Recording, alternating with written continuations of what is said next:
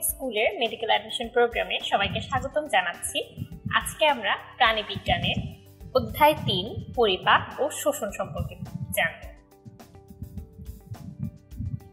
পরিপাক, আমরা যদি একটু পরিপাকের ডেফিনিশনটা খেয়াল করি, সেটা অনেকটা এরকম যে পরিপাক হচ্ছে এমন একটি জৈব রাসায়নিক প্রক্রিয়া যার মাধ্যমে জটিল খাদ্যবস্তু বিভিন্ন হরমোন ও এনজাইমের সহায়তায় ভেঙে সরল, তরল এবং দেহকোষে গ্রহণযোগ্য হয়ে ওঠে। তার মানে হচ্ছে এটি এমন একটি, সহজভাবে বলতে গেলে এটি এমন একটি প্রক্রিয়া যার মাধ্যমে জটিল খাদ্যবস্তু হরমোন ও এনজাইমের সাহায্যে ভেঙে সরল হয়ে দেহকোষে গ্রহণযোগ্য হয়ে ওঠে।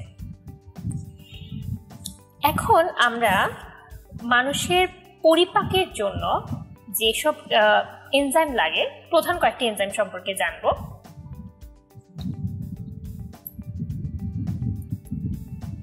যেমন শর্করা পরিপাকের জন্য যেসব এনজাইম ব্যবহৃত হয় সেগুলোকে বলা হয় অ্যামাইলোলাইটিক এনজাইম।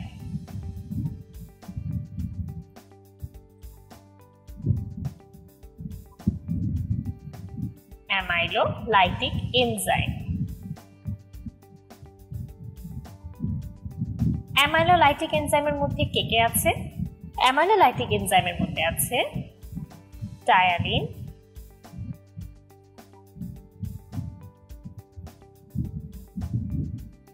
অ্যামাইলেজ,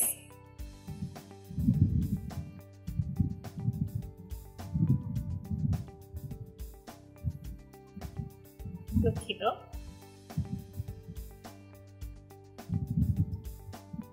মল্টেজ ও সুক্রেজ। তাহলে অ্যামাইলোলাইটিক এনজাইমের মধ্যে আমরা পেলাম টায়ালিন, অ্যামাইলেজ, মল্টেজ ও সুক্রেজ। এরপর আমরা দেখব যে আমাদের আমিষ পরিপাকের জন্য কোন কোন এনজাইম ব্যবহৃত হয়। আমিষ পরিপাকের জন্য প্রধানত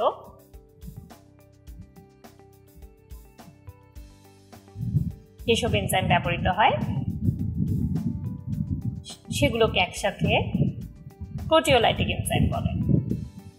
তাহলে আমরা শর্করা পরিপাকের জন্য পেলাম অ্যামাইলোলাইটিক এনজাইম, আমিষ পরিপাকের জন্য পাচ্ছি প্রোটিওলাইটিক এনজাইম। প্রোটিওলাইটিক এনজাইমের মধ্যে কারা কারা আছে? পেপসিন, ট্রিপসিন,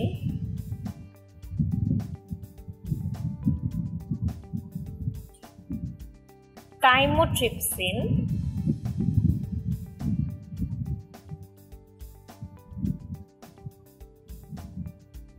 ও অ্যামিনোট্রিপসিন।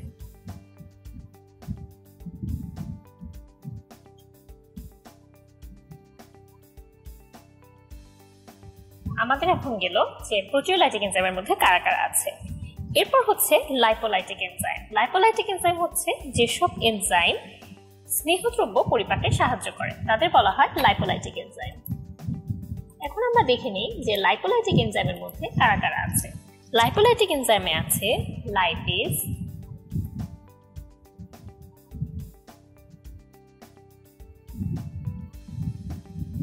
এরপর আছে ফসফোলাইপেজ,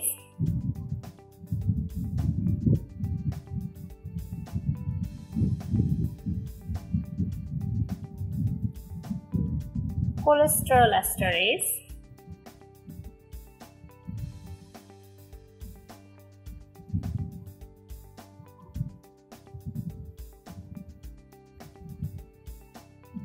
ও লেসিথিন। তোমাদের হয়তো প্রশ্ন হতে পারে যে নিচের কোনটি অ্যামাইলোলাইটিক এনজাইম নয়, আর নিচের কোনটি প্রোটিওলাইটিক এনজাইম নয়, বা নিচের কোনটি লাইপোলাইটিক এনজাইম নয়। আচ্ছা, এখন আমরা পরিপাক সম্পর্কে জানব। মানুষের বিভিন্ন অংশে কোথায় কেমন পরিপাক হয়? পরিপাক মুখ গহ্বর থেকেই শুরু হয়। আমাদের মনে রাখতে হবে যে মানুষের যে পৌষ্টিক নালী সেটি মুখ থেকে পায়ু পর্যন্ত বিস্তৃত। পৌষ্টিক নালীর দৈর্ঘ্য হচ্ছে 8 থেকে 10 মিটার। তাহলে পৌষ্টিক নালীর দৈর্ঘ্য 8 থেকে 10 মিটার। এটি একটি গুরুত্বপূর্ণ ইনফরমেশন। এখন আমাদের পৌষ্টিক মুখগহ্বরে আমরা প্রথমে কি পাই? মুখগহ্বরে আমরা দেখতে পাই একটা জিহ্বা। জিহ্বার কোন অংশ কোন ধরনের স্বাদের জন্য দায়ী সেটা আমাদের একটু জানতে হবে। আমরা যদি একটু এঁকে দেখানোর চেষ্টা করি যে জিহ্বা, এটা যদি আমি একটু জিহ্বা মনে করি, তাহলে জিহ্বার সামনের অংশ যেটি, সেটি হচ্ছে মিষ্টি যে টেস্টটা সেটা অনুভব করতে পারে। দুপাশে হচ্ছে লবণ, এরপর হচ্ছে অম্ল এবং সবার শেষে হচ্ছে তিক্ততা। তাহলে একদম সামনে হচ্ছে মিষ্টতা, এরপরে হচ্ছে লবণাক্ত টেস্ট সে ফিল করতে পারে, এরপর হচ্ছে টক বা অম্ল যেটা সেই টেস্টটা সে ফিল করতে পারে, এবং সবার লাস্টে যেটা এই পোর্শনে সে তিতা যে টেস্টটা সেটা নিতে পারে। আচ্ছা, এখন আমাদের মুখগহ্বরের মধ্যে রয়েছে 3 জোড়া লালা গ্রন্থি। এই লালা গ্রন্থিগুলোর নাম আমাদের খুব ভালোভাবে জানতে হবে। যে প্রথম হচ্ছে প্যারোটিড গ্রন্থি, এরপর হচ্ছে সাবম্যান্ডিবুলার গ্রন্থি, তারপর হচ্ছে সাবলিঙ্গুয়াল গ্রন্থি। এসব গ্রন্থি থেকে লালা রস ক্ষরিত হয়। লালা রসের পিএইচটা আমাদের এটা খুবই ভালোভাবে মনে রাখতে হবে যে লালা রসের পিএইচ হচ্ছে 6.2 থেকে 7.4। এই লালা রসে 95.5% পানি থাকে। 95.5 এটা একটু ভালোভাবে মনে রাখবো। এরপর লালা রসে কি কি থাকে? আইজিএ অ্যান্টিবডি এবং লাইসোজাইম এনজাইম থাকে। আমাদের মনে রাখতে হবে সুস্থ মানুষের প্রতিদিন 1200 থেকে 1500 মিলিলিটার লালা ক্ষরিত হয়। তাহলে আমরা একটু ইউনিটটা মনে রাখবো যে মিলিলিটার। এটা কোনোভাবেই যেন 1200 থেকে 1500 লিটার এটা নিয়ে যেন আমাদের কনফিউশন না হয়। 1200 থেকে 1500 মিলিলিটারে। এরপর হচ্ছে খাদ্য পরিপাক। মুখগহ্বরে খাদ্য পরিপাক হয় 2 ধরনের। একটি হচ্ছে যান্ত্রিক পরিপাক ও রাসায়নিক পরিপাক। যান্ত্রিক পরিপাকের কাজ করে দাঁত, লালা গ্রন্থি, জিহ্বা ও আলজিহ্বা। মানুষের দাঁত 4 ধরনের। সামনে থেকে পেছনের দিকে যদি আমরা যাই, ইনসিসর, ক্যানাইন, মোলার ও প্রিমোলার। দন্ত সংকেত, এটি পরীক্ষার জন্য খুবই গুরুত্বপূর্ণ। এই যে দন্ত সংকেত, এখানে আমরা দেখতে পাচ্ছি যে আমরা একটি লাইন টেনে এর উপরে এবং নিচে কিছু সংকেত লিখেছি। আই দিয়ে আমরা বুঝতে পারছি ইনসিসর, সি দিয়ে হচ্ছে ক্যানাইন, পি দিয়ে হচ্ছে প্রিমোলার, এম দিয়ে হচ্ছে মোলার। এখানে আসলে আমরা এটা হচ্ছে উপরের পাটির দাঁত আর এটা হচ্ছে নিচের পাটির দাঁত। এই উপরের পাটির দাঁত, এখানে কিন্তু আমরা উপরের পাটির দাঁতের মধ্যে শুধু এক পাশের দাঁতগুলো আমরা ইঙ্গিত করছি। আমরা দেখতে পাচ্ছি যে ইনসিসর টিপ থাকে এক পাশে 2টি, ক্যানাইন থাকে 1টি, প্রিমোলার 2টি, মোলার হচ্ছে 3টি। একইভাবে নিচের পাটির এক পাশের দাঁতও এম। তো এখন আমরা যদি এক পাশের দাঁতকে 2 দিয়ে গুণ করে দিই, তাহলে আমরা উপরের পাটির 2 পাশের দাঁতই পেয়ে যাচ্ছি, নিচের পাটির 2 পাশের দাঁতই পেয়ে যাচ্ছি। তা আমরা দেখতে পাচ্ছি যে মোট 32টি দাঁত উপরের ও নিচের পাটি মিলিয়ে থাকে মানুষের। দুধ দাঁতের ক্ষেত্রে আমাদের মনে রাখতে হবে যে এদের শুধুমাত্র প্রিমোলার দাঁত থাকে না, এবং মোলার যে দাঁত সেটি 2টি থাকে। তাহলে এদের হচ্ছে I2, C1, P0, M2। তাহলে দুধ দাঁতের ক্ষেত্রে দাঁত থাকে 20টি।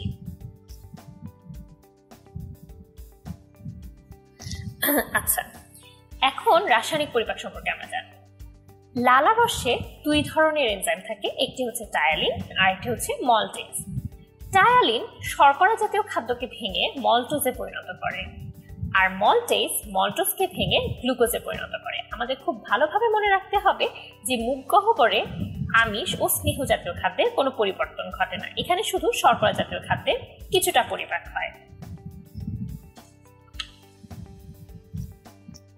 এখন আমরা খুবই পরীক্ষার এমসিকিউর জন্য কিছু গুরুত্বপূর্ণ দৈর্ঘ্য, আমরা মানে একই ধরনের যেসব দৈর্ঘ্য সেগুলো যদি আমরা সব একসাথে মনে রাখি, যে যেসব পার্টের দৈর্ঘ্য একই আমরা যদি একসাথে মনে রাখি আমাদের জন্য খুব সহজ হয়। যেমন হচ্ছে 25 সেন্টিমিটার দৈর্ঘ্য বিশিষ্ট আমাদের দেহে কোন কোন স্ট্রাকচারটা আছে আমরা যদি একসাথে মনে রাখি আমাদের জন্য সহজ হয় ব্যাপারটা মনে রাখা। যেমন 25 সেন্টিমিটারে কি কি আছে?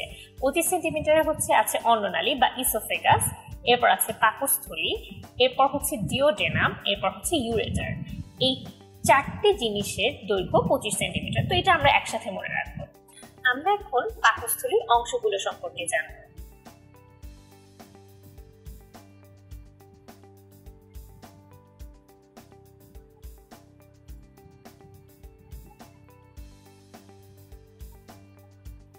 পাকস্থলীর উপরে যে নলের মতো একটা অংশ দেখতে পাচ্ছি সেটি হচ্ছে আসলে অন্ননালী। পাকস্থলীর শুরুতে এই জায়গাটি হচ্ছে কার্ডিয়া, এটি হচ্ছে ফান্ডাস, এরপর আছে বডি,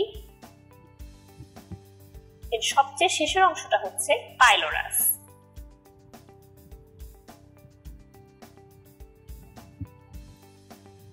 অন্ননালী ও পাকস্থলীর সংযোগস্থলে এখানে একটি পেশি বলয়ের মতো থাকে এবং পাকস্থলী যার পরের অংশটি হচ্ছে ডিওডেনাম, মানে পাইলোরাস ও ডিওডেনামের মাঝখানে পেশি বলয়ের মতো থাকে।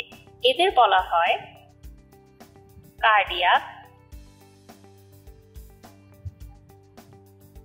ও পাইলোরিক স্ফিংক্টার। এটি হচ্ছে কার্ডিয়াক স্ফিংক্টার।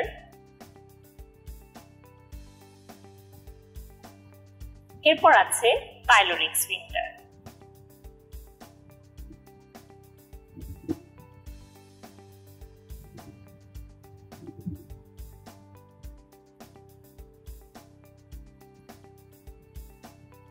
আমরা তাহলে পাকস্থলীর অংশগুলো সম্পর্কে জানলাম। পাকস্থলীর দৈর্ঘ্য আমরা একটু আগেই জেনেছি যে পাকস্থলীর দৈর্ঘ্য হচ্ছে 25 সেন্টিমিটার। আচ্ছা, এই অংশটাকে বলে পাকস্থলীর ছোট বাক, একটু মিস হয়েছে, এবং এই দিকের বাইরের যে কার্ভ সেটাকে বলে বড় বাক।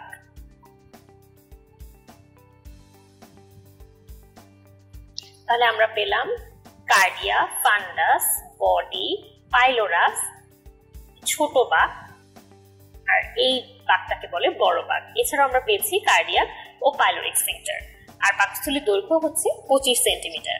এখন আমরা পাকস্থলীতে পরিপাক সম্পর্কে জানব। পাকস্থলীতে পরিপাক হয় দুই ধরনের, একটি হচ্ছে যান্ত্রিক পরিপাক এবং রাসায়নিক পরিপাক। যান্ত্রিক পরিপাক, যান্ত্রিক পরিপাক থেকে আমরা মনে রাখবো যে পাকস্থলীতে খাদ্য 2 থেকে 6 ঘন্টা অবস্থান করে। এখানে পাকস্থলীতে অবস্থিত হাইড্রোক্লোরিক অ্যাসিড খাবারে আগত যেসব ব্যাকটেরিয়া থাকে সেগুলোকে ধ্বংস করে দেয়। এখন হাইড্রোক্লোরিক অ্যাসিড পাকস্থলীর যে কোষ থেকে নিঃসৃত হয় সেই কোষের নামটা আমরা একটু মনে রাখবো যে হাইড্রোক্লোরিক অ্যাসিড আসে প্যারাইটাল কোষ থেকে। এখানে বলে রাখি যে পাকস্থলীতে 4 ধরনের কোষ থাকে। এর মধ্যে একটি কোষ হচ্ছে প্যারাইটাল কোষ। এই প্যারাইটাল কোষ থেকে হাইড্রোক্লোরিক অ্যাসিড নিঃসৃত হয়। এছাড়াও পাকস্থলীর যে প্রাচীর, মানে পাকস্থলীর যে মসৃণ পেশি দিয়ে তৈরি, এর প্রাচীরটা 3টা স্তরে বিভক্ত। এই 3টা স্তরের যে প্রাচীর, সেই 3টা স্তরের যে মাংসল প্রাচীর, এই মাংসল প্রাচীরগুলো নিজেদের মধ্যে বিভিন্নভাবে সঞ্চালনের মাধ্যমে খাদ্যকে অর্ধচূর্ণ করে পেস্টে পরিণত করে। এছাড়াও পাকস্থলীতে গ্যাস্ট্রিক গ্রন্থি থেকে গ্যাস্ট্রিক জুস খরিত হয়। এই গ্যাস্ট্রিক জুস যে অর্ধচূর্ণ খাদ্য থাকে তার সাথে মিশ্রিত হয়ে খাদ্যকে একটি মন্ডে পরিণত করে, যাকে কাইম বা মন্ড বলে।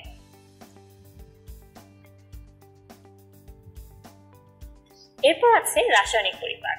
গ্যাস্ট্রিক গ্রন্থি, আবার চলে আসলাম যে গ্যাস্ট্রিক গ্রন্থি 4 ধরনের গ্যাস্ট্রিক কোষ নিয়ে তৈরি। গ্যাস্ট্রিক গ্রন্থির ক্ষরণকে গ্যাস্ট্রিক জুস বলে। প্রতিদিন মানব দেহে 2 লিটার গ্যাস্ট্রিক জুস খরিত হয়। গ্যাস্ট্রিন নামক একটি হরমোন এই ক্ষরণকে নিয়ন্ত্রণ করে। আমরা মনে রাখবো যে পাকস্থলীতে শর্করা খাদ্যের কোনো পরিবর্তন ঘটে না। আমরা দেখেছিলাম যে মুখ্য গহ্বরে প্রোটিন ও আমিষ খাদ্যের কোনো পরিবর্তন ঘটে না। এখানে এসে আমরা দেখলাম যে পাকস্থলীতে শর্করা জাতীয় খাদ্যের কোনো পরিবর্তন ঘটছে না। এখন আমিষ জাতীয় খাদ্যের জন্য পরিপাকের জন্য পাকস্থলী থেকে যে এনজাইম নিঃসৃত হয় তার নাম হচ্ছে পেপসিন, যা নিষ্ক্রিয় পেপসিনোজেন হিসেবে খরিত হয়। পেপসিন নিষ্ক্রিয় পেপসিনোজেন হিসেবে খরিত হয়, যাকে অ্যাক্টিভ করে সক্রিয় করে হাইড্রোক্লোরিক অ্যাসিড, এবং সক্রিয় হওয়ার পর সেটি পেপসিনে পরিণত হয়। এই পেপসিন আমিষকে ভেঙে প্রোটিওজ ও পেপটোনে কনভার্ট করে। এছাড়াও পাকস্থলী থেকে খরিত হয় রেনিন, যেটা প্রোরেনিন হিসেবে খরিত হয়। এই পেপসিনোজেন ও প্রোরেনিন এগুলো হলো এনজাইমগুলো নিষ্ক্রিয় অবস্থা। এই প্রোরেনিনকেও হাইড্রোক্লোরিক অ্যাসিড সক্রিয় রেনিনে কনভার্ট করে। এই রেনিন কেসিন নামক প্রোটিনকে ভেঙে প্যারাকেসিনে কনভার্ট করে। এছাড়াও আমরা আবার দেখতে পাচ্ছি যে পেপসিন আমিষকে ভেঙে প্রোটিওজ ও পেপটোনে পরিণত করে। এছাড়াও পেপসিন প্যারাকেসিনকে ভেঙে আবার পেপটোনে পরিণত করে। এছাড়াও গ্যাস্ট্রিক পাকস্থলীর প্রাচীরে যে গ্যাস্ট্রিক গ্রন্থি থাকে সেখান থেকে গ্যাস্ট্রিক লাইপেজ ক্ষরিত হয়। এই গ্যাস্ট্রিক লাইপেজ স্নেহদ্রব্যকে ভেঙে, আমরা যদি একটু লিখি যে স্নেহদ্রব্য গ্যাস্ট্রিক লাইপেজ দিয়ে ভেঙে ফ্যাটি অ্যাসিড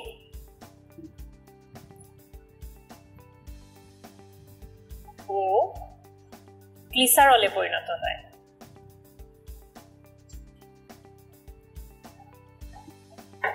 আচ্ছা, তাহলে আমরা দেখতে পাচ্ছি যে রাসায়নিক পরিপাকের ক্ষেত্রে পাকস্থলী থেকে পেপসিনোজেন যা নিষ্ক্রিয় অবস্থা পরে পেপসিনে কনভার্ট হয়, প্রোরেনিন যা পরে রেনিনে কনভার্ট হয় এবং গ্যাস্ট্রিক লাইপেজ ক্ষরিত হয়।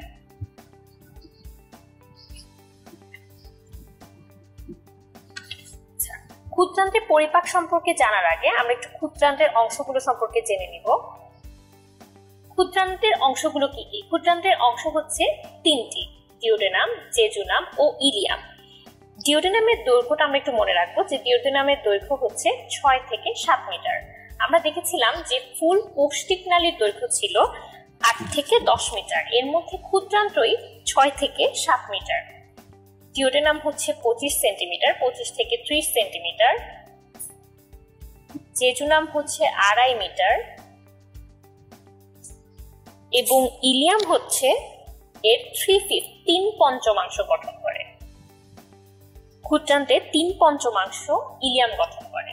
এছাড়াও আমরা বৃহদান্ত্রে দেখতে পাচ্ছি 4টি অংশ। একটি হচ্ছে সিকাম, কোলন, অ্যাপেন্ডিক্স ও মলাশয়। আচ্ছা, এরপর হচ্ছে পিত্ত লবণ। পিত্ত রসে যে পিত্ত লবণ থাকে তা ক্ষুদ্রান্তের পেশির ক্রম সংকোচন বাড়িয়ে দেয়, ফলে খাদ্যদ্রব্য ক্ষুদ্রান্ত থেকে বৃহদান্তের দিকে ধাবিত হয়। এছাড়াও পিত্ত লবণ স্নেহদ্রব্যকে ইমালসিফিকেশনের মাধ্যমে সাবানের ফেনার মতো ক্ষুদ্র ক্ষুদ্র কণায় পরিণত করে। এখন খাদ্যদ্রব্য যখন অর্ধপরিপাকৃত অবস্থায় ক্ষুদ্রান্তে এসে পৌঁছায় তখন কি সাথে সাথে পিত্তরস, অগ্নাশয় রস ও আন্ত্রিক রস ক্ষরিত হয়? ব্যাপারটা কিন্তু এমন নয়। খাদ্যদ্রব্য অর্ধপরিপাকৃত অবস্থায় ক্ষুদ্রান্তে পৌঁছালে তার অন্তের প্রাচীর থেকে এন্টেরোকাইনিন, সিক্রেটিন ও কোলেসিস্টোকাইনিন, তাহলে আমরা 3টা হরমোনের নাম মনে রাখবো। এগুলো হচ্ছে এন্টেরোকাইনিন,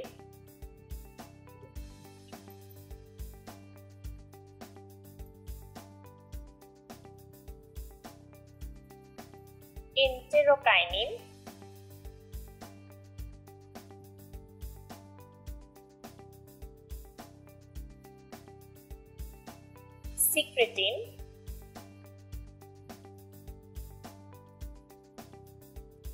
ও কোলেসিস্টোকাইনিন।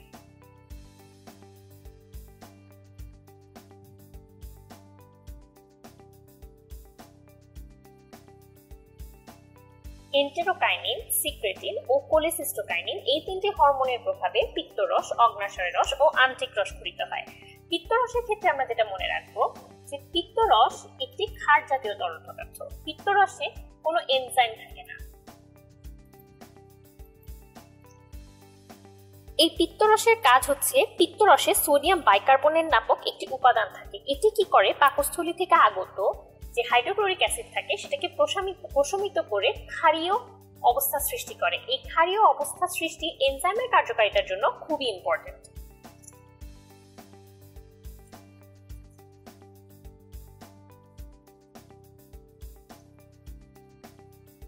এখন পিত্ত লবণ, পিত্তরসে কি কি পিত্ত লবণ থাকে এটা আমাদের একটু ভালোভাবে জানতে হবে। যে পিত্ত লবণ থাকে সোডিয়াম গ্লাইকোলেট ও সোডিয়াম টরোকোলেট। তাহলে পিত্ত লবণগুলোর নাম আমরা একটু জেনে নিই।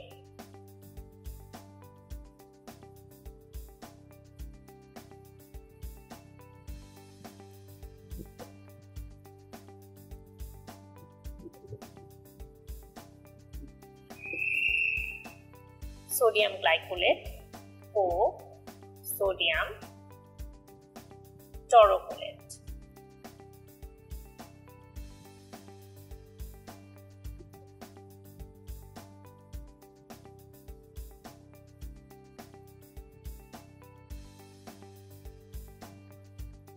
এই সোডিয়াম গ্লাইকোলেট ও সোডিয়াম টরোকোলেট স্নেহজাতীয় খাদ্যকে ভেঙে ক্ষুদ্র ক্ষুদ্র কণায় পরিণত করে, এটাকেই আসলে ইমালসিফিকেশন বলে। তাহলে আমরা পিত্ত লবণ পেলাম মোট 3টি, একটি হচ্ছে সোডিয়াম গ্লাইকোলেট, সোডিয়াম টরোকোলেট ও সোডিয়াম বাইকার্বনেট। এখন কি কি অগ্ন্যাশয় রস এবং আন্ত্রিক রসে কি কি এনজাইম থাকে এটা আমরা একটু জানবো। আমরা দেখতে পাচ্ছি যে অগ্ন্যাশয় রসে থাকে trypsin, amylase, lipase, chymotrypsin, carboxypeptidase, phospholipase, nuclease, এসব এনজাইম থাকে অগ্ন্যাশয় রসে। আর আন্ত্রিক রসে থাকে কি কি এনজাইম সেটা আমরা মিলস দিয়ে মনে রাখতে পারি, যেমন মল্টেজ, এন্টেরোকাইনেজ, অ্যামাইলেজ, লাইপেজ ও সুক্রেজ। তো আমরা এই নেমোনিকগুলো মনে রেখে আমরা এনজাইমগুলোর নাম মনে রাখতে পারি। এনজাইমগুলোর নাম যে নিচের কোনটি অগ্ন্যাশয় রসের এনজাইম নয়, নিচের কোনটি আন্ত্রিক রসের এনজাইম নয়, এই ধরনের কোয়েশ্চেন তোমাদের হতে পারে, তাই এটি আমরা একটু ভালোভাবে মনে রাখবো। এখন ক্ষুদ্রান্তে খাদ্য পরিপাকের জন্য ক্ষারীয় মাধ্যম দরকার, কিন্তু পাকস্থলী থেকে যে খাদ্যের যে সামান্য পরিপাকৃত অংশ ক্ষুদ্রান্তে পৌঁছায় তা হাইড্রোক্লোরিক অ্যাসিডের প্রভাবে অম্লীয় হয়ে থাকে। কিন্তু এখন আমাদের ক্ষারীয় মাধ্যম তৈরি করার জন্য তিক্ত লবণের মধ্যে যে সোডিয়াম বাইকার্বনেট অংশটি থাকে যা তা হাইড্রোক্লোরিক অ্যাসিডকে প্রশমিত করে ক্ষারীয় মাধ্যম সৃষ্টি করে। এর ফলে ক্ষুদ্রান্তে বিভিন্ন এনজাইম কাজ করতে পারে, যেমন অগ্ন্যাশয় রসের এনজাইমগুলোর ফলে কাজ করতে পারে, আন্ত্রিক রসের এনজাইমগুলো এর ফলে সক্রিয় হয়ে কাজ করতে পারে। এছাড়াও আমরা দেখেছিলাম যে পিত্ত রসে সোডিয়াম গ্লাইকোলেট এবং সোডিয়াম টরোকোলেট নামক দুটি লবণ ছিল। এই সোডিয়াম গ্লাইকোলেট ও সোডিয়াম টরোকোলেট স্নেহদ্রব্য খাদ্য শোষণে সাহায্য করে বা স্নেহদ্রব্য খাদ্য পরিপাকে সাহায্য করে। সোডিয়াম গ্লাইকোলেট এবং সোডিয়াম টরোকোলেট স্নেহ পদার্থকে ভেঙে ক্ষুদ্র ক্ষুদ্র কণায় পরিণত করে, যা দেখতে সাবানের ফেনার মতো হয়। এই প্রক্রিয়াকে বলা হয় ইমালসিফিকেশন। তাহলে ইমালসিফিকেশনে সাহায্য করে সোডিয়াম গ্লাইকোলেট ও সোডিয়াম টরোকোলেট। এখন আমরা দেখব যে অগ্ন্যাশয় রসে কি কি এনজাইম আছে। এটাকে আমরা মনে রাখতে পারি টেল এবং সিসিপিএন দিয়ে। তাহলে আমরা দেখতে পাচ্ছি যে টিতে আছে ট্রিপসিন, এরপর আছে অ্যামাইলেজ, এলে হচ্ছে লাইপেজ, সিতে আছে কাইমোট্রিপসিন, কার্বক্সিপেপটাইডেজ, পিতে আছে ফসফোলাইপেজ এবং এনে আছে নিউক্লিয়াস। তোমাদের প্রশ্ন হতে পারে নিচের কোনটি অগ্ন্যাশয় রসের এনজাইম নয়। এরপর আছে আন্ত্রিক রস। আন্ত্রিক রসের এনজাইমগুলোকে আমরা মনে রাখবো মিলস দিয়ে। এম এ আমরা দেখতে পাচ্ছি মল্টেজ, ই দিয়ে এন্টেরোকাইনেজ, এতে অ্যামাইলেজ, এল এ লাইপেজ এবং এস এ সুক্রেজ। এখন আমরা পাকস্থলীতে খাদ্য পরিপাক করলাম, ক্ষুদ্রান্তে খাদ্য পরিপাক করলাম, আমরা দেখতে পেলাম যে এখানে বিভিন্ন ধরনের এনজাইম খাদ্য পরিপাকে সাহায্য করছে। কিন্তু এনজাইমগুলো আসলে কোথা থেকে আসে? এনজাইমগুলো যেখান থেকে আসে সেগুলো হচ্ছে বিভিন্ন গ্রন্থি, যেমন পাকস্থলীতে থাকে গ্যাস্ট্রিক গ্রন্থি, অন্ত্রে থাকে আন্ত্রিক গ্রন্থি। তাহলে আমরা গ্যাস্ট্রিক গ্রন্থি সম্পর্কে একটু জেনে নেই। গ্যাস্ট্রিক গ্রন্থি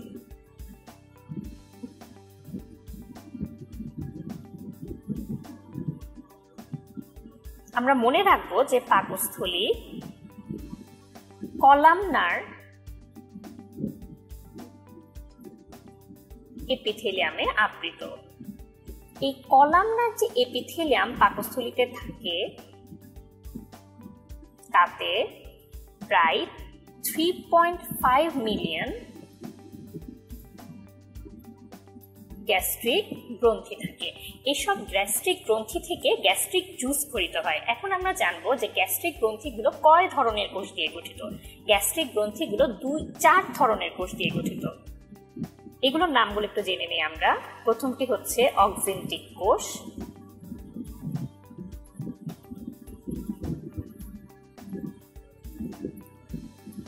যার আরেকটা নাম হচ্ছে প্যারাইটাল কোষ,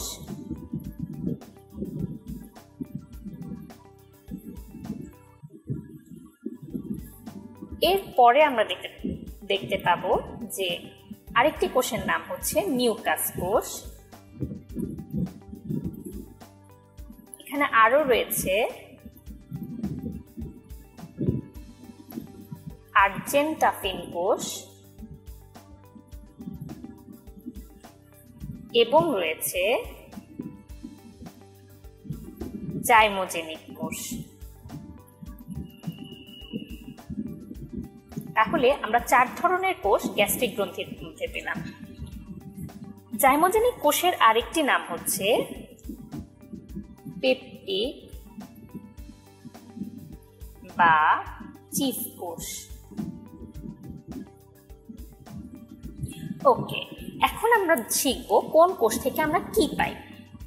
প্যারাইটাল কোষ থেকে আমরা পাই হাইড্রোক্লোরিক অ্যাসিড। মিউকাস কোষ থেকে পাই, আমরা খুব সহজেই ধারণা করতে পারি, মিউকাস কোষ থেকে পাই মিউকাস। এরপর আর্জেন্টাফিন কোষ থেকে পাই গ্যাস্ট্রিক, ইন্ট্রিনসিক,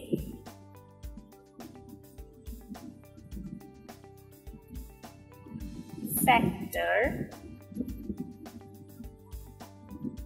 এরপর জাইমোজেনিক কোষ, যা পেপটিক বা চিফ কোষ নামেও পরিচিত, সেখান থেকে আমরা পাই পেপসিনোজেন। আমরা এখন যে প্রশ্নটা পড়লাম সেটাকে আমি কিন্তু 3 স্টার দিয়ে রাখছি, তার মানে এটা খুব ইম্পর্টেন্ট একটা কোশ্চেন, আমরা খুব ভালো মতো এটা মনে রাখবো।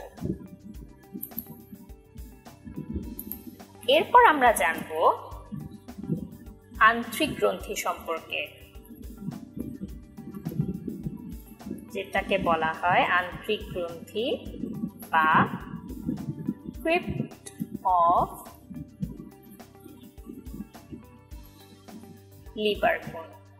এই নামটাও আমরা একটু জানবো, আন্ত্রিক গ্রন্থি বা ক্রিপ্ট অফ লিবারকুন। এই আন্ত্রিক গ্রন্থিতে কি কি ধরনের কোষ থাকে এগুলো খুব ইম্পর্টেন্ট। যেমন এখানে থাকে ব্রাশ কোষ, এরপর থাকে গবলেট কোষ, তারপর থাকে প্যানেট কোষ,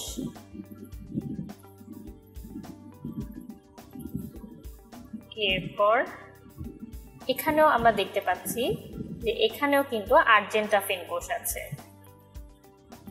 তাহলে এটা কিন্তু একটু ওভারল্যাপ হলো, এটা আমরা একটু ভালোভাবে মনে রাখবো। এখানে আরো থাকে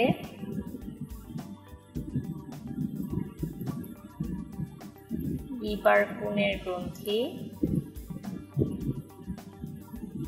এখানে আরো থাকে লিবারকুনের গ্রন্থি ও ব্রুনার গ্রন্থি।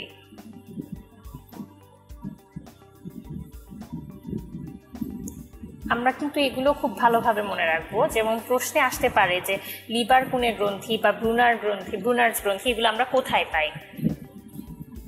তাহলে এটাও কিন্তু আমি 3 স্টার দিয়ে যাচ্ছি। এটাও খুবই ভালোভাবে তোমাদের জানতে হবে। এরপর আমরা জানবো খুব ইন্টারেস্টিং একটা বিষয়, যে পরিপাক আসলে হয় কিভাবে। পরিপাক একটা জটিল প্রক্রিয়া। এখানে যেমন কিছু হরমোন কাজ করে বিভিন্ন এনজাইম নিঃসরণে সাহায্য করে, ঠিক একইভাবে এখানে আমরা দেখতে পাই যে ক্ষুদ্রান্ত্রের সংকোচন প্রসারণ হয়, যার ফলে ক্ষুদ্রান্ত্রের ভেতরে খাদ্য এক স্থান থেকে অন্য স্থানে যেতে পারে। তাহলে আমরা হরমোন দেখতে পাই বিভিন্ন এনজাইম নিঃসরণে সাহায্য করছে। এরপর ক্ষুদ্রান্ত্রের মধ্যে বিভিন্ন স্নায়ুতন্ত্রের ইফেক্টের ফলে ক্ষুদ্রান্ত্রের সংকোচন প্রসারণ হয়ে খাদ্য এক স্থান থেকে অন্য স্থানে যাচ্ছে। তাহলে সম্মিলিতভাবে স্নায়ুতন্ত্র ও হরমোন একসাথে খাদ্য পরিপাকের কাজটি আসলে করে। তাহলে আমরা প্রথমে জানবো যে পরিপাকে স্নায়ুতন্ত্র কি কাজটি করে। তোমরা লক্ষ্য করলে খেয়াল করবে যে পরিপাকের যে কাজগুলো হয় সেগুলো কিন্তু আমরা নিজেরা নিয়ন্ত্রণ করতে পারি না, যে চাইলেই আমি পরিপাক হবে, আমি না চাইলে পরিপাক হবে না, ব্যাপারটা আসলে এমন নয়। তার মানে আমি চাই বা না চাই এই পরিপাকের ব্যাপারটি স্বয়ংক্রিয়ভাবে হতেই থাকে। এই জন্য এই যে নার্ভগুলো আমাদের পরিপাকে সাহায্য করে, সেই নার্ভগুলো স্বয়ংক্রিয় স্নায়ুতন্ত্রের অন্তর্গত, যেটাকে আমরা বলতে পারি অটোনোমাস নার্ভাস সিস্টেম। এই পরিপাক সংঘটিত হওয়ার জন্য 2 ধরনের স্নায়ুজালক ব্যবহৃত হয়। একটি হচ্ছে বহির্নিহিত স্নায়ুজালক এবং অন্যটি হচ্ছে অন্তর্নিহিত স্নায়ুজালক। বহির্নিহিত স্নায়ুজালকের কাজটি আসলে কি, এরা পৌষ্টিক নালীর প্রাচীর থেকে বিভিন্ন উদ্দীপনা স্নায়ুতন্ত্রে নিয়ে যায়।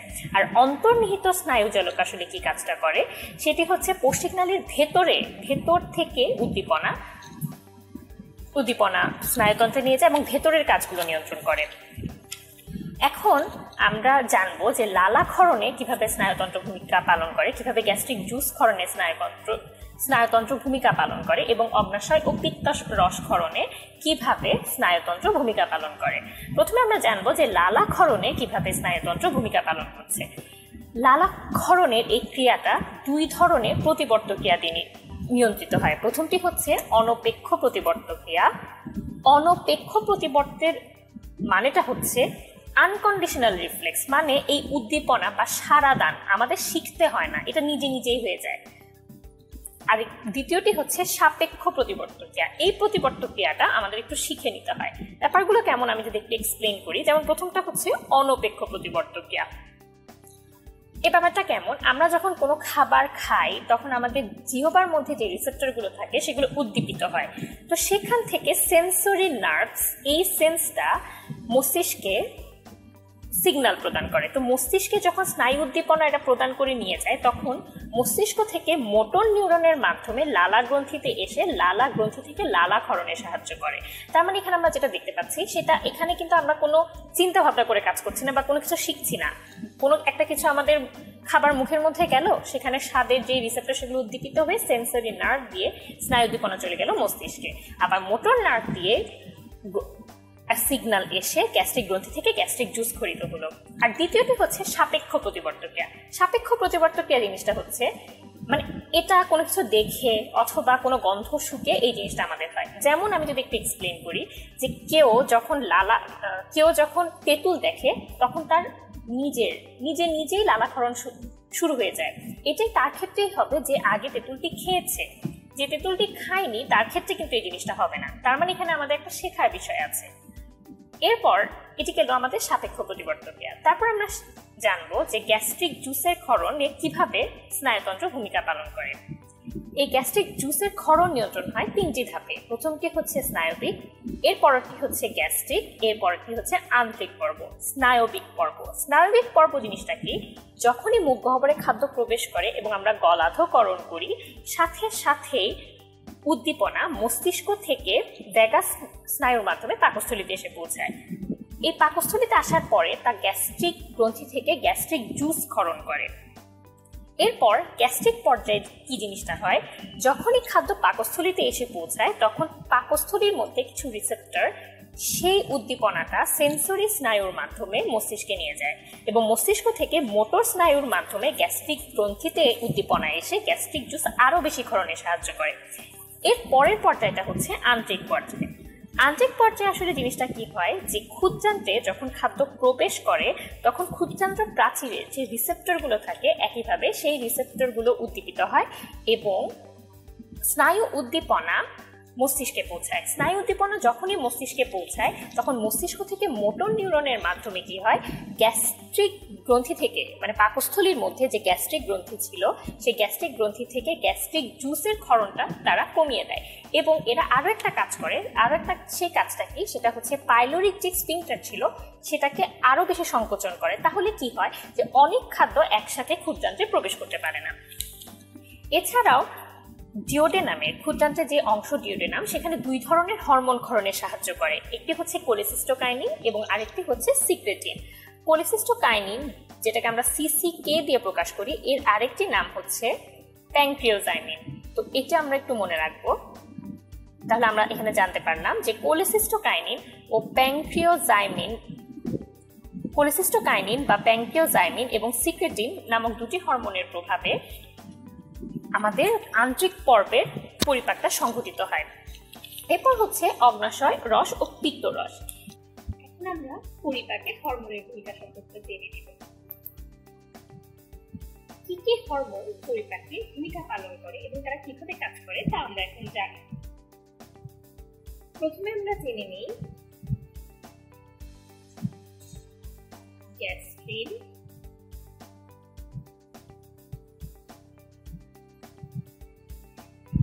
সিক্রেটিন,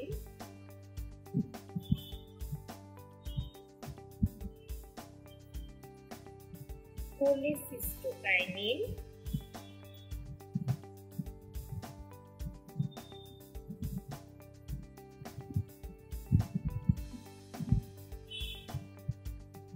সোমাটোস্ট্যাটিন সম্পর্কে।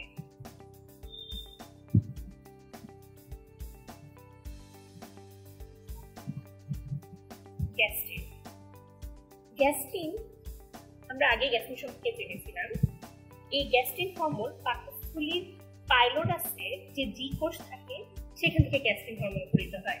তাহলে কোথা থেকে গ্যাস্ট্রিন হরমোন খরিত হয়? পাকস্থলীর পাইলোরাসে জি কোষ থেকে। আমাদের এখানে ইম্পর্টেন্ট যে ইনফরমেশন সেটা হচ্ছে জি কোষ থেকে গ্যাস্ট্রিন হরমোন খরিত হয়। এখন এই গ্যাস্ট্রিন হরমোনের কাজটা কি?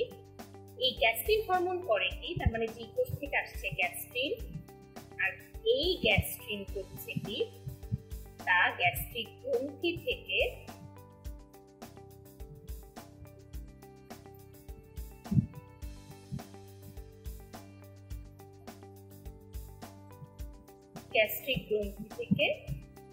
গ্যাস্ট্রিক জুস উৎপন্ন করতে সাহায্য করে।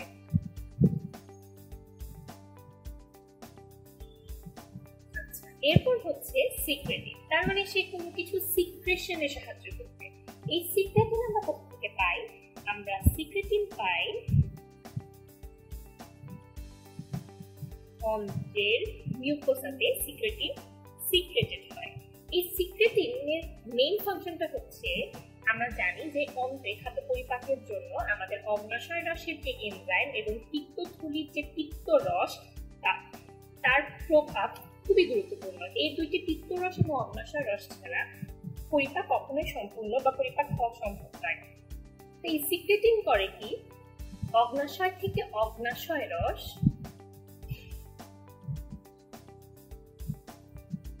ও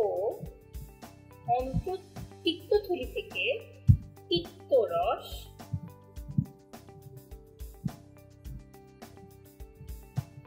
সিক্রেশনে সাহায্য করে।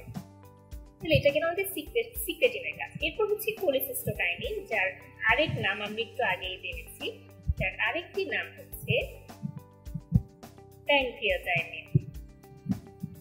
এটা আমাদের কি করেছিল? পিত্তরস ক্ষরণে সাহায্য করেছে। এরপর হচ্ছে সোমাটোস্ট্যাটিন। আমরা এখানে দেখতে পাচ্ছি স্ট্যাটিন, যে শব্দটা এসেছে স্ট্যাটিক থেকে, তার মানে সে কোনো কিছুকে বাধা দিবে। স্টেসিস শব্দের অর্থ হচ্ছে বাধা। তার মানে সোমাটোস্ট্যাটিন কোনো কিছু করতে বাধা দিবে। এখন সে আসলে কি করবে? এই সোমাটোস্ট্যাটিন কোথা থেকে সিক্রেট হয় আমরা প্রথমে সেটা জেনে নিই। যে সোমাটোস্ট্যাটিন পাকস্থলী ও অন্ত্রের ডি কোষ থেকে সিক্রেট হয়। এখন আমরা একটা নতুন ইনফরমেশন জানলাম যে পাকস্থলী ও অন্ত্রের ডি কোষ থেকে সোমাটোস্ট্যাটিন সিক্রেট হয়। এই সোমাটোস্ট্যাটিন কি করবে আসলে? সে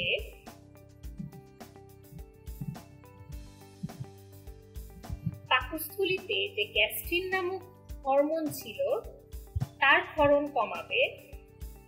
গ্যাস্ট্রিনের ক্ষরণ কমলে গ্যাস্ট্রিক জুসের ক্ষরণও কমে যাবে।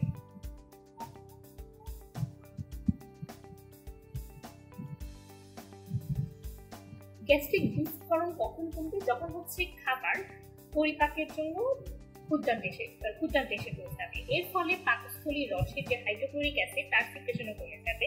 আর হাইড্রোক্লোরিক অ্যাসিডের সিক্রেশনও কমে গেলে ফলে তা কম ক্ষুদ্রান্তে পৌঁছাবে এবং ক্ষুদ্রান্তে খাদ্য পরিপাক আরো সহজতর হবে। এখন আমরা আরো চারটি হরমোন নিয়ে জেনে নিই।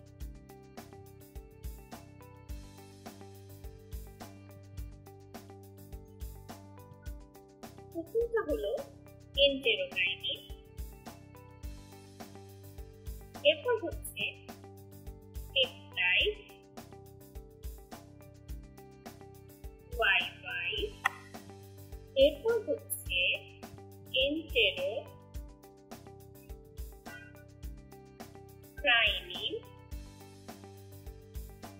এবং ডিওকাইনিন। প্রথমে আমরা জেনে নিই কোন হরমোন কোথা থেকে পাই। এই দুটো হরমোন আমরা পাই ইলিয়াম থেকে, এই দুটো পাই আমরা ডিওডেনাম থেকে, এই দুটো পাই আমরা ডিওডেনাম। আমরা আরেকটি হরমোন নিয়ে জানি, সেটি হচ্ছে এন্টেরোগ্যাস্ট্রন।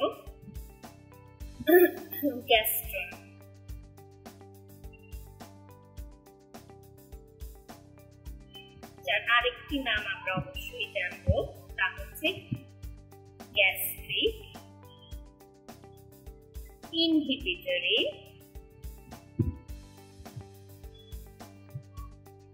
পেপটাইড। গ্যাস্ট্রিক ইনহিবিটরি পেপটাইড নাম শুনে বুঝতে পারছো এরা পাকস্থলীর উপর কাজ করবে এবং ইনহিবিট করবে মানে বাধা দিবে। এরা পাকস্থলীর যে সংকোচন প্রতিকারণ সে প্রসেসটাকে এরা কমাবে এবং গ্যাস্ট্রিক জুস নিঃসরণটাকে এরা কমাবে।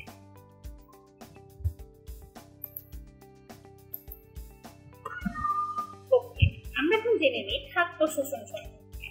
এখানে আমরা খুব সংক্ষেপে খাদ্য শোষণ সম্পর্কে জানবো যে ক্ষুদ্রান্ত্রের ইলিয়াম অংশে পরিপাকের চূড়ান্ত পর্যায়ে কোনো খাদ্য শোষিত হয়। তাহলে আমরা দেখতে পাচ্ছি যে ইলিয়াম অংশে মেইনলি খাদ্য শোষিত হচ্ছে। এখন ক্ষুদ্রান্ত কেন খাদ্য শোষণ খুব সহজে করতে পারে? কারণ এখানে ভিলাই নামক কিছু অংশ থাকে। এই ভিলাই প্রায় 50,000 পর্যন্ত থাকতে পারে। এই ভিলাই কি করে, ক্ষুদ্রান্তের সার্ফের এরিয়া যেটা মানে খাদ্য শোষণের যে এরিয়া সেই এরিয়াটাকে অনেক বাড়িয়ে দেয় ভিলাই। আমাদের খুব ইম্পর্টেন্ট ইনফরমেশন হচ্ছে এখান থেকে যে শর্করা খাদ্যের পরিপাক নিয়ন্ত্রণ করে ইনসুলিন উৎপাদন, আমিষ ও স্নেহ জাতীয় খাদ্যের পরিপাক নিয়ন্ত্রণ করে থাইরক্সিন। এটা আমরা খুব ভালোভাবে মনে রাখবো এই দুটি ইনফরমেশন। আচ্ছা, পরীক্ষায় আসতে পারে যে নিচের কোন কোষ থেকে মিউকাস ক্ষরণ হয়। তো গবলেট কোষের কাজ সবসময় মিউকাস ক্ষরণ করা, তো এটা আমরা একটু ভালোভাবে মনে রাখবো। এখন আমরা যকৃৎ সম্পর্কে একটু জেনে নিই। যকৃৎ হচ্ছে মানবদেহের সবচেয়ে বড় গ্রন্থি। আচ্ছা, এখন মানবদেহের সবচেয়ে বড় গ্রন্থি, এই গ্রন্থির ওজনটা আমরা একটু ভালো করে জেনে নিব যে ওজন হচ্ছে 1.5 থেকে 2 কেজি। এই যকৃৎ মানুষের দেহের মানে মানুষের ওজনের প্রায় 3 থেকে 5% শুধুমাত্র এই গ্রন্থিটাই দ্বারাই হয়ে থাকে। এখন আমরা মানে যকৃতের খণ্ডগুলো নিয়ে একটু জেনে নিই। যকৃতের খণ্ড হচ্ছে আমরা ছবিতে দেখতে পাচ্ছি যে রাইট লোব বা ডান খণ্ড, লেফট লোব বা বাম খণ্ড। কিন্তু এখানে দেখো আমি লিখেছি 4টি অসম্পূর্ণ খণ্ড নিয়ে। তার মানে খণ্ডগুলো কিন্তু সম্পূর্ণ না। এরা যদি সম্পূর্ণ খণ্ড হতো তাহলে এরা আলাদাই হয়ে যেত। এরা নিজেদের মধ্যে কানেক্টেড থাকে বলে এরা অসম্পূর্ণ খণ্ড নিয়ে তৈরি। বাম ডান, কিন্তু এখানে আমরা দেখতে পাচ্ছি কর্ডেট ও কোয়াড্রেট। তার মানে 4টি খণ্ডের নাম হচ্ছে বাম ডান কর্ডেট ও কোয়াড্রেট। এই কর্ডেট ও কোয়াড্রেট কিন্তু আমরা ছবিতে দেখতে পাচ্ছি না, কারণ এই ছবিটা আমরা সামনে থেকে যকৃৎটি দেখতে পাচ্ছি। আমরা যদি পেছন থেকে দেখতে পেতাম তাহলে আমরা কর্ডেট ও কোয়াড্রেটও বুঝতে পারতাম। আমরা অবশ্যই ছবি দেখেও বুঝতে পারছি যে ডান খণ্ডটি সবচেয়ে বড়। আচ্ছা, এখন এই যে যকৃৎ, এই যকৃৎ আমাদের জন্য খুবই গুরুত্বপূর্ণ। এই যকৃতের যে আবরণ সেটি আমাদেরকে খুব ভালোভাবে জানতে হবে যে যকৃতের আবরণের নাম হচ্ছে গ্লিসন্স ক্যাপসুল। এখন আমরা যদি যকৃতের সঞ্চয়ী ভূমিকা নিয়ে আমরা যদি একটু জানতে চাই, সঞ্চয়ী ভূমিকা মনে রাখার জন্য আমরা একটা ছোট্ট একটা টিপ হচ্ছে যে সঞ্চয়ী ভূমিকাতে খাদ্যের সকল উপাদান আর পানি। আমরা জানি আমরা আমাদের খাবারের সকল উপাদানের সাথে আমরা কিন্তু পানিও গ্রহণ করে থাকি। তাহলে খাদ্যের সকল উপাদান সে সঞ্চয়ী ভূমিকার ক্ষেত্রে সঞ্চয় করবে এবং পানিও সে সঞ্চয় করবে। এখন কোনটা কিভাবে সঞ্চয় করবে তা আমরা একটু জেনে নেব। এখন আমরা জানবো যে যকৃৎ কার্বোহাইড্রেট জমা রাখে গ্লাইকোজেন হিসেবে। তাহলে যকৃৎ কার্বোহাইড্রেট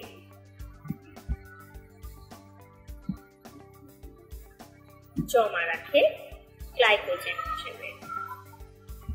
তাহলে এটা আমরা খুব ভালোভাবে মনে রাখবো।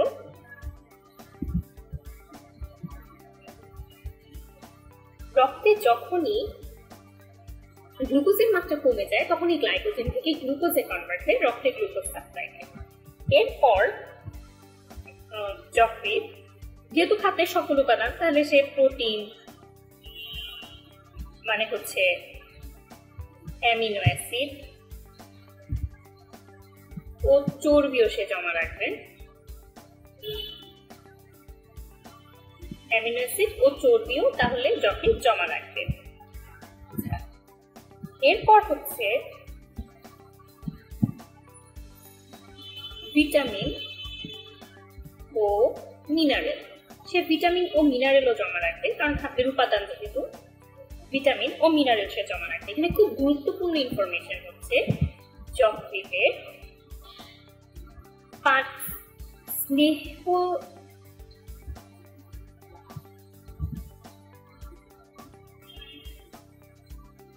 যকৃতে স্নেহে দ্রবণীয় ভিটামিন, এগুলোকে বলে ফ্যাট সলিউবল ভিটামিন, যা হচ্ছে ভিটামিন, আমরা এটাকে অ্যাডেক দিয়ে মনে রাখি। অ্যাডেক মানে হচ্ছে ভিটামিন এ, ডি, ই, কে, এগুলো হচ্ছে ফ্যাট সলিউবল ভিটামিন। আর পানিতে দ্রবণীয় বা ওয়াটার সলিউবল ভিটামিনের মধ্যে রয়েছে বি ও সি। আচ্ছা, তাহলে আমরা ফ্যাট সলিউবল ভিটামিনের কথা মনে রাখবো। ওয়াটার সলিউবল ভিটামিনের মধ্যে ভিটামিন বি ও সি, যারা পানিতে দ্রবণীয়। এছাড়া হচ্ছে ভিটামিন বি12, এগুলো হচ্ছে সায়ানোকোবালামিন, এগুলো আমরা একটু মনে রাখার চেষ্টা করব। আচ্ছা, এছাড়াও যখন আমি বলেছি পানি দিয়ে আমরা দুটো জিনিস মনে রাখবো। একটা হচ্ছে যকৃৎ রক্ত সঞ্চয় করে, আরেকটা হচ্ছে যকৃৎ পিত্ত রস সঞ্চয় করে, পিত্ত রস তৈরি করে। তাহলে রক্ত আমরা জেনে নিব যে যকৃতে কতটুকু পর্যন্ত রক্ত সঞ্চিত থাকতে পারে, 1500 ঘন সেন্টিমিটার। আর যকৃৎ থেকে পিত্তরস তৈরি হয়, যা জমা থাকে পিত্তথলিতে। তাহলে আমরা জেনে নিলাম যে পিত্তথলিতে কিন্তু পিত্তরস তৈরি হয় না, পিত্তথলিতে পিত্তরস শুধুমাত্র জমা থাকে। এরপর আমরা যকৃতের বিপাকীয় ভূমিকা সম্পর্কে একটু জেনে নিই। যকৃতের বিপাকীয় ভূমিকা। যকৃৎ সব ধরনের তাহলে খাদ্য বিপাক করবে, সে কি করবে? শর্করা বিপাক করবে। তাহলে যকৃতের বিপাকীয় ভূমিকার মধ্যে আমরা প্রথমে জানি যে যকৃৎ শর্করা বিপাক করবে। আগে আমি বলেছি যে যকৃতের নিজের মধ্যে গ্লুকোজকে গ্লাইকোজেনে পরিবর্তন করে কার্বোহাইড্রেটটা জমা রাখে। তাহলে যকৃৎ গ্লুকোজকে গ্লাইকোজেনে রূপান্তর করে সেই গ্লাইকোজেনকে তার নিজের মধ্যে জমা রাখে। এই গ্লুকোজ থেকে গ্লাইকোজেন তৈরির প্রক্রিয়াকে বলে গ্লাইকোজেনেসিস। জেনেসিস শব্দের অর্থ হচ্ছে তৈরি করা। এরপর আমরা আরো একটা জিনিস জানবো যে গ্লুকোনিওজেনেসিস জিনিসটা আসলে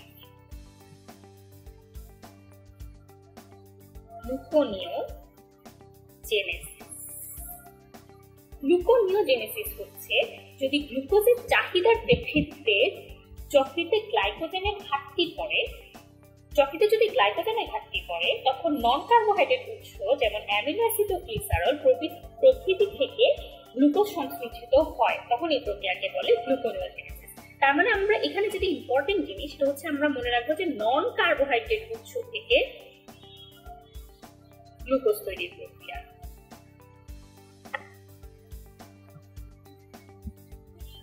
উৎস থেকে গ্লুকোজ।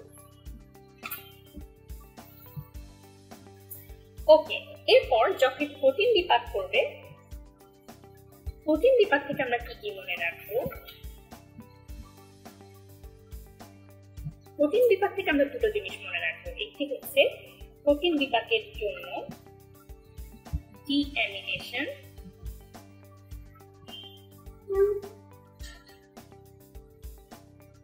ও প্লাজমা প্রোটিন উৎপাদন।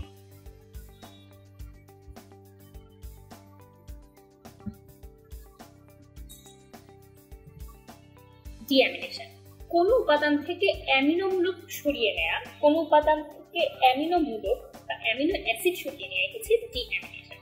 প্লাজমা প্রোটিনের ক্ষেত্রে আমরা মনে রাখবো এটি খুবই গুরুত্বপূর্ণ যে প্লাজমা প্রোটিন গুলো কি কি। একটি হচ্ছে অ্যালবুমিন,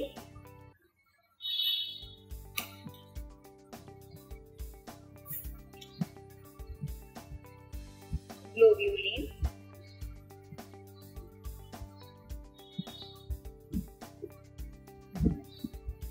প্রোথ্রম্বিন ও ফিব্রিনোজেন।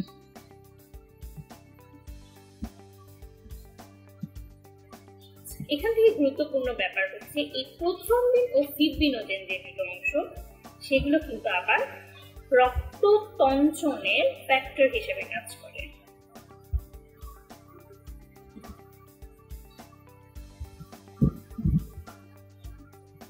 তাহলে আমরা প্লাজমা প্রোটিনটা কিন্তু অবশ্যই খুব ভালোভাবে মনে রাখবো। এছাড়াও যকৃৎ ফ্যাট বিপাক করে, এছাড়াও যকৃৎ আরো কি করে, এছাড়া যকৃৎ লোহিত কণিকা উৎপাদনও করে, আবার ভেঙে ফেলতেও সাহায্য করে। লোহিত কণিকা ভেঙে গেলে অবশ্যই সে হিমোগ্লোবিনের ভাঙনেও সাহায্য করবে। আমরা হিমোগ্লোবিনের ভাঙন থেকে যে জিনিসটা মনে রাখবো যে হিমোগ্লোবিনের গড় আয়ু, লোহিত কণিকার গড় আয়ু কত। লোহিত কণিকার গড় আয়ু হচ্ছে গড় আয়ু 120 দিন। তার মানে 120 দিন পর সে অবশ্যই ভেঙে যেতে বাধ্য। এগুলো কোথায় কোথায় গিয়ে ভেঙে যায় সেটা আমরা একটু জানবো। একটি হচ্ছে যকৃৎ, প্লীহা ও অস্থিমজ্জা। তাহলে যকৃৎ, প্লীহা ও অস্থিমজ্জায় এরা ফ্যাগোসাইটিক ম্যাক্রোফেজের সাহায্যে ভেঙে যায়। এখন এরা যদি এই যকৃৎ, প্লীহা ও অস্থিমজ্জায় ফ্যাগোসাইটিক ম্যাক্রোফেজের সাহায্যে ভাঙে, তাহলে যকৃতের যে ফ্যাগোসাইটিক কোষ সেটা আমরা জেনে রাখবো। সেই কোষের নাম হচ্ছে টুফার কোষ। এটা খুবই গুরুত্বপূর্ণ যে যকৃতের ফ্যাগোসাইটিক কোষের নাম হচ্ছে টুফার কোষ। এরপর আমরা আরো জানবো যে যকৃৎ কোলেস্টেরল উৎপাদনে সাহায্য করে, পিত্ত উৎপাদনে সাহায্য করে। আমরা কিন্তু পিত্তের মধ্যে পিত্তের উপাদানগুলো কি কি এটা আমরা খুব ভালোভাবে মনে রাখবো। এছাড়াও যকৃৎ শরীর থেকে বিষ বা টক্সিন সরিয়ে নিতে সাহায্য করে। আচ্ছা, এখন আমরা মোটামুটি যকৃতের বিপাক সম্পর্কে জেনে নিলাম। এখন আমরা অগ্নাশয় সম্পর্কে জানবো। অগ্নাশয় হচ্ছে একটি মিশ্র গ্রন্থি। এটি কেন মিশ্র গ্রন্থি? কারণ এর অন্তঃক্ষরা ও বহিঃক্ষরা দুটি অংশ রয়েছে। এর বহিঃক্ষরা অংশটিকে বলা হয় অ্যাসেন্স। এই বহিঃক্ষরা অংশ থেকে অগ্নাশয়ের অনেকগুলো এনজাইম সিক্রেটেড হয়। আমরা ইতিমধ্যেই অগ্নাশয় রসে কি কি এনজাইম বিদ্যমান এগুলো আমরা ইতিমধ্যেই জানতে পেরেছি। এর অন্তঃক্ষরা অংশের নাম হচ্ছে আইল্যান্ডস অফ ল্যাঙ্গার্হ্যান্স। এখানে 4 ধরনের কোষ রয়েছে: আলফা, বিটা, ডেল্টা ও গামা। আলফা থেকে নিঃসৃত হয় গ্লুকাগন হরমোন, যা রক্তে গ্লুকোজের পরিমাণ কি করে বলতো, বাড়ায় না কমায়? গ্লুকোজের পরিমাণ কি করে? গ্লুকোজের পরিমাণ বাড়ায়। এরপর ইনসুলিন বিটা কোষ থেকে আসে, যা রক্তে গ্লুকোজের পরিমাণ কমায়। এরপর হচ্ছে ডেল্টা কোষ থেকে আসে সোমাটোস্ট্যাটিন। সোমাটোস্ট্যাটিন আমি এর আগেও বলেছিলাম, স্ট্যাটিন শব্দটি আসে স্টেসিস থেকে। তাহলে সোমাটোস্ট্যাটিন কি করবে? আলফা ও বিটা কোষের ক্ষরণ নিয়ন্ত্রণ করবে। যখন এটা বেড়ে যাবে গ্লুকাগন ও ইনসুলিনকে কমিয়ে দেবে। এরপর হচ্ছে গামা কোষ, এটি পলিপেপটাইড ক্ষরণ করে।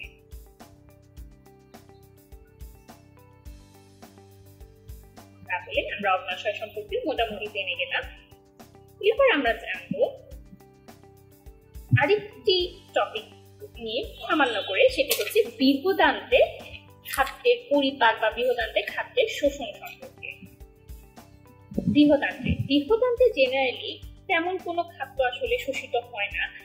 বৃহদান্ত্রে ক্ষুদ্রান্ত্রের মেইন পোষণ শোষিত হয়ে যায়। বৃহদান্ত্রে সামান্য পরিমাণ হচ্ছে vitamin, glucose, amino acid, folic acid, vitamin K, এগুলো সামান্য পরিমাণে শোষিত হয়। আচ্ছা, আমরা মনে রাখবো যে দৈনিক প্রায় 350 গ্রাম তরল মন্ড, মানে হচ্ছে যে পোষণটা ক্ষুদ্রান্তে শোষিত হওয়ার পরে যে অংশটা থাকে, প্রায় 350 গ্রাম তরল মন্ড বৃহদান্ত্রে প্রবেশ করে। এর মধ্যে মন্ড থেকে পানি বা অন্যান্য সামান্য জিনিস শোষিত হওয়ার পর 135 গ্রাম আর্দ্রমল দেহের বাইরে নির্গত হয়। তাহলে বৃহদান্ত্রে প্রবেশ করে 350 গ্রাম, আর মল হিসেবে এক্সক্রিটেড হয় বা বাইরে বেরিয়ে আসে 135 গ্রাম। এগুলো হচ্ছে সামান্য কিছু ইনফরমেশন। এরপর আমরা জানবো বিএমআই সম্পর্কে। বিএমআই জিনিসটি জানার আগে, বিএমআই ফুল ফর্ম হচ্ছে বডি মাস ইনডেক্স। এর আগে আমরা জানবো যে স্থূলতা জিনিসটা আসলে। স্থূলতা হচ্ছে আদর্শ দৈহিক ওজনের যদি 20% বা তারও বেশি পরিমাণ দেহে মেদ সঞ্চিত হয়, তাকে স্থূলতা বলে।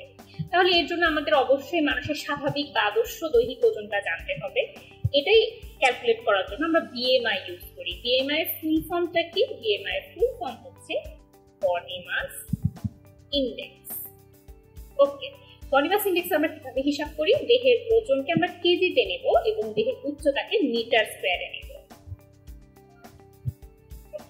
এখন মানুষের স্বাভাবিক ওজন হচ্ছে বা স্বাভাবিক বিএমআই হচ্ছে 18.5 থেকে 24.9 কেজি পার মিটার স্কয়ার। তাহলে মানুষের স্বাভাবিক বিএমআই আমরা জানলাম।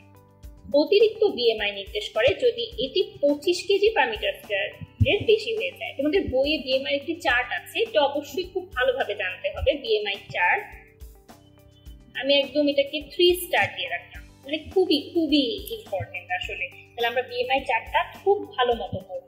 তাহলে আমরা জেনে গেলাম যে 25 কেজি পার মিটার স্কয়ারের উপরে হলে সেটিকে আমরা অতিরিক্ত ওজন বলছি। এখন আমরা স্থূলতা কখন বলবো? আসলে 25 থেকে 29.9 পর্যন্ত, 25 থেকে 29.9 কেজি পার মিটার স্কয়ার পর্যন্ত আমরা বলছি অতিরিক্ত ওজন।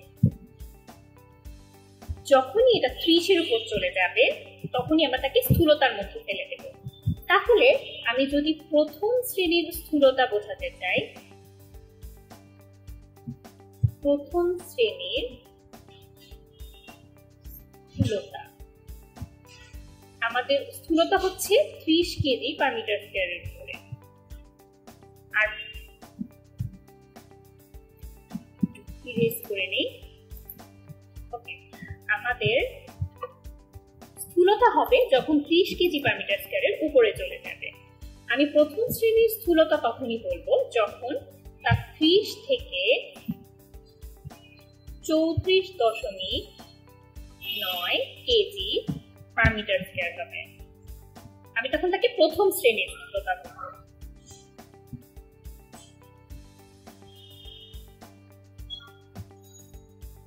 এরপর আসবে দ্বিতীয় শ্রেণীর স্থূলতা। দ্বিতীয় শ্রেণীর স্থূলতা কখন? যখন সেটি বিএমআই 35 থেকে 39 কেজি পার মিটার স্কয়ার হবে। এরপর তৃতীয় শ্রেণীর স্থূলতা, যেটা হচ্ছে অত্যন্ত ঝুঁকিপূর্ণ স্থূলতা বা ক্লাস 3 ওবেসিটি, এটা হচ্ছে 40 কেজি পার মিটার স্কয়ার। ওকে, এখন হচ্ছে ব্যারিয়াট্রিক্স সম্পর্কে আমরা একটু জেনে নিই যে ব্যারিয়াট্রিক্স জিনিসটা কি। এটা হচ্ছে চিকিৎসা বিজ্ঞানের যে শাখায় মোটামুটি স্থূলতা নিয়ে আলোচনা করা হয়, সেটাই হচ্ছে ব্যারিয়াট্রিক্স। ব্যারিয়াট্রিক্স এর মানে স্থূলতার আমরা অনেকগুলো কারণ সম্পর্কে আমরা জানবো, যেমন জিনগত কারণ আছে, তার লাইফস্টাইল কেমন সেটা, তার আবেগ, যেমন হচ্ছে কেউ যদি ডিপ্রেশনে ভোগে, কেউ যদি হোপলেস হয়, নিজেকে ছোট ভাবে, তারাও জেনারেলি দেখা যায় যে স্থূলতা দেখা দিতে পারে তাদের ক্ষেত্রে। তারপর হচ্ছে যারা অনেকক্ষণ ধরে বসে কাজ করে তাদের ক্ষেত্রে, যারা অনেক বেশি বিশ্রামের সাথে অনেক বেশি জড়িত, যারা শারীরিক কাজ কম করে তাদের ক্ষেত্রে হতে পারে। গর্ভাবস্থায় আমরা একটু জানবো যে গর্ভাবস্থায় দেহের ওজন 4 থেকে 6 পাউন্ড পর্যন্ত বাড়তে পারে, এটা আমরা অবশ্যই জেনে রাখবো। আর অনেকগুলো কারণ আছে। এর মধ্যে আমাদের যেটা মনে রাখতে হবে যে দুটো অসুখে বেড়ে যায়, একটা হচ্ছে পলিসিস্টিক ওভারিয়ান সিনড্রোম, একটা হচ্ছে কুশিং সিনড্রোম, যা আমরা পিসিওএস এবং সিএস দিয়ে মনে রাখবো। তো এই হচ্ছে আমাদের মোটামুটি এই চ্যাপ্টারটি মোটামুটি এখানেই শেষ হচ্ছে। তো আমরা যদি একটু বিগত বছরের কোয়েশ্চেন গুলো একটু দেখি, যে যেমন পাকস্থলীর কোন কোষ থেকে হাইড্রোক্লোরিক অ্যাসিড নিঃসৃত হয়, সেটি হচ্ছে প্যারাইটাল কোষ থেকে। তারপর যদি আরেকটু দেখি ফিব্রিনোজেন কোথায় তৈরি হয়, আমরা কিন্তু পড়েছি যকৃৎ থেকে। ঠিক একইভাবে আমরা বিগত বছরের কিছু কোয়েশ্চেন আসলে দেখে আমরা মোটামুটি এই চ্যাপ্টারে কিভাবে কোয়েশ্চেন হয় সেটা আমরা আসলে একটু ধারণা পেয়ে যাবো। তো আমরা একটু বিগত বছরের কোয়েশ্চেন গুলো সবসময় দেখে নিব, যে আমি তোমাদেরকে সবসময় সাজেস্ট করে থাকি। আমার সাথে থাকার জন্য অনেক অনেক ধন্যবাদ।